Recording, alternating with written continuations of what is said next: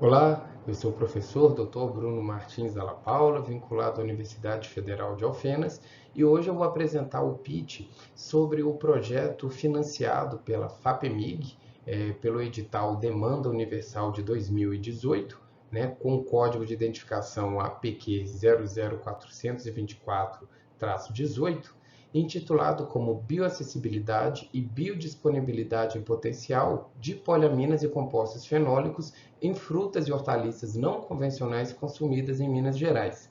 Esse projeto ele foi desenvolvido por mim, pela Patrícia Félix Ávila, pela Olga Luiza Tavano, Poliana Franciele de Oliveira, Flávia Beatriz Custódio e Maria Beatriz Abreu Glória, todas, né, professoras, pesquisadoras vinculadas à Unifal ou Universidade Federal de Minas Gerais, UFMG.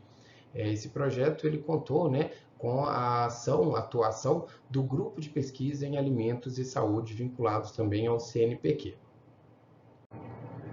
As plantas alimentícias não convencionais são também chamadas de punks. São frutas e hortaliças tradicionalmente consumidas pela população, mas que não possuem grande participação no mercado econômico. Elas geralmente crescem de forma espontânea em muitos locais, né, nas zonas urbanas, como em hortas, em quintais, mas também nas zonas rurais. Elas costumam ser menos exigentes quanto às questões de cultivo, quando comparadas às frutas e hortaliças convencionais, e elas desempenham, né, um papel muito importante para a nutrição e segurança alimentar e nutricional de muitas pessoas. No entanto, ainda hoje existem muitas punks que não são tão pesquisadas, né? E essas plantas elas podem ser fontes de diferentes compostos bioativos, a exemplo das aminas bioativas, né? As poliaminas e os compostos fenólicos. Esses compostos, eles desempenham diferentes funções para a saúde do indivíduo e alguns deles, como a histamina e a tiramina, que são exemplos de aminas biogênicas, quando ingeridos em grande quantidade, né, em teores elevados, eles podem desencadear também efeitos tóxicos. Então, esses compostos, eles vão ser investigados, eles vão ser estudados em diferentes amostras de frutas e hortaliças. Aqui nesse slide dessa apresentação, a gente vê, né, a Ora pronobis, a serralha, a jabuticaba, o marolo, né, visto pela sua casca, e um marolo ali com corte transversal, onde que a gente vê a sua polpa, as sementes e também a seriguela.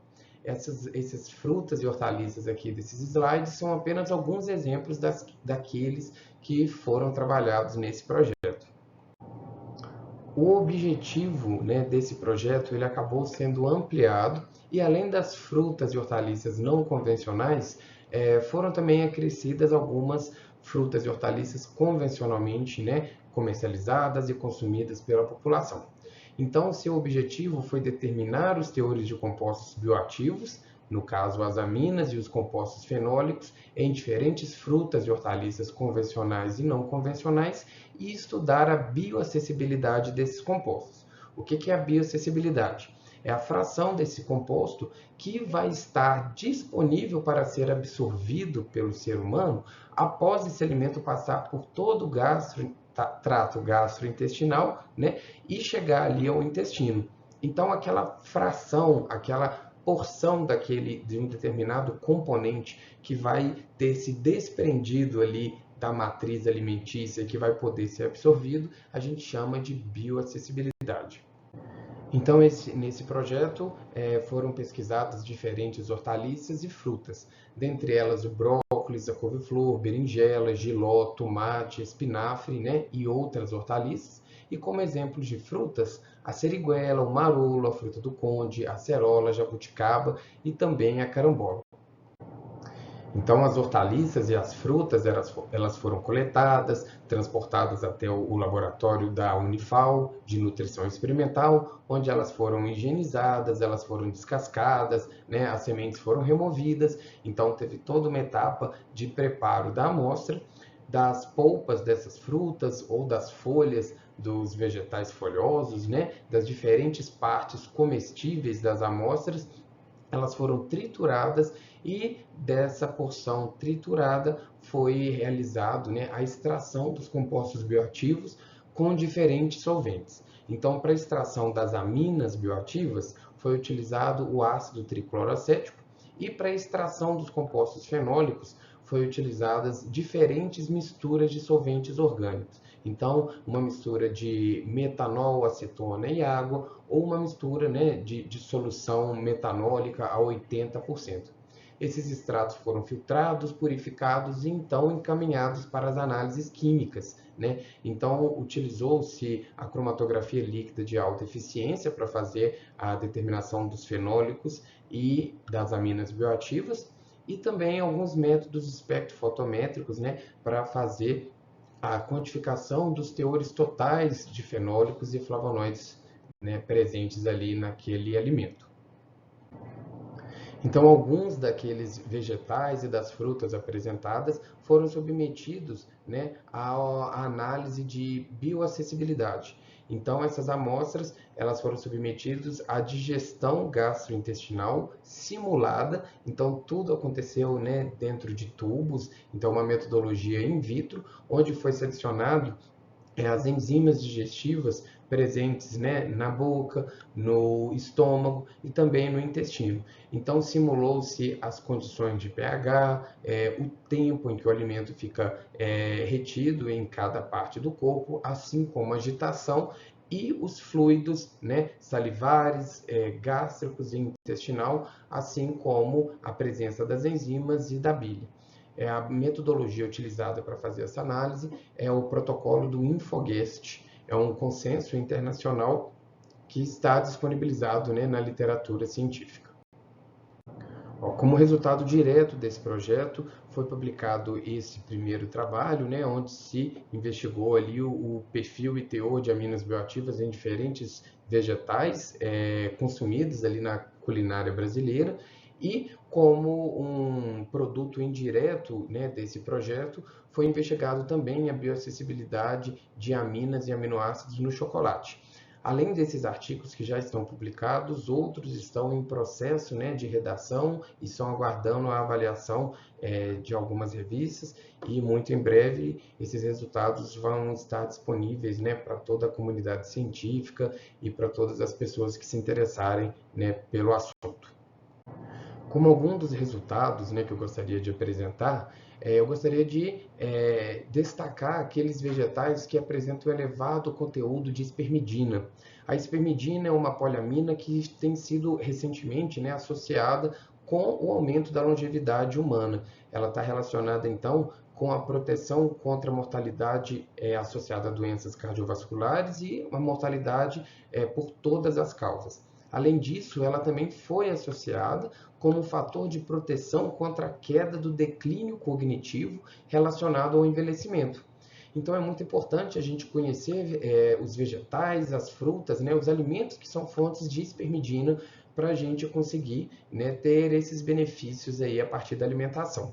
E dentre os vegetais que se destacaram, a gente tem o brócolis, a salsinha, o espinafre e a couve-flor, com destaque aqui para o brócolis. Além dele, né, o broto de feijão também foi uma fonte reconhecida de espermidina. Além desses alimentos que eu mencionei, a cebolinha, o tomate, a mandioca, o palmito, alcaparras e jiló também apresentam espermidina, porém, né, em teores inferiores àqueles, né, daqueles que eu mencionei aqui anteriormente. A berinjela ela foi um legume, né, uma hortaliça, onde foi possível encontrar histamina. A histamina é um exemplo de uma amina bioativa que, quando consumida em excesso, ela pode desencadear alguns efeitos tóxicos, como a queda da pressão, como dor de cabeça, como náusea, vermelhidão na pele, urticária, e levar o indivíduo, né, a uma intoxicação histamínica, principalmente se esse indivíduo, se essa pessoa, ela estiver fazendo um tratamento de depressão com o uso de fármacos, de medicamentos inibidores da monoamino-oxidase, que é uma enzima que o nosso corpo possui, que está relacionado, né, com a degradação, com o metabolismo dessa amina, da histamina. Então, se a pessoa ela está usando algum inibidor da monoaminoxidase, seria interessante ela se atentar, né, para o consumo de berinjela, para não consumir em grande quantidade, a fim de que ela, né, evite quaisquer sintomas aí, efeitos tóxicos associados dessa intoxicação. Além dos vegetais apresentados anteriormente, a seriguela, o marolo, a jabuticaba e a couve também foram vegetais, né, frutas e hortaliças com elevados teores de espermidina. A seriguela e o marolo apresentaram alta concentração de tiramina, que é uma amina biogênica que pode desencadear, né, efeitos adversos em pessoas sensíveis a elas. Aí eu destaco novamente que as pessoas sensíveis são aquelas que estão fazendo uso de inibidores da monoaminoxidase, que são fármacos convencionalmente utilizados em alguns tratamentos para depressão.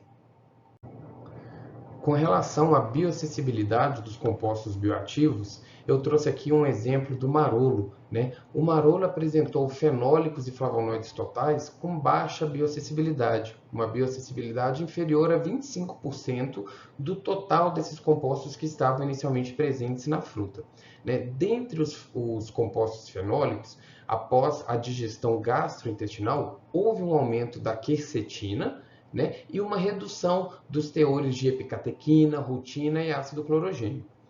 O potencial antioxidante, né, que é uma propriedade que a polpa do marolo apresenta, essa propriedade teve uma queda de 50% ali na sua ação após essa fruta passar por todo o trato gastrointestinal. No entanto, né, ela, mesmo após ser digerida, ela ainda apresentou essa ação que seria importante aí, né, para a proteção do corpo humano em si.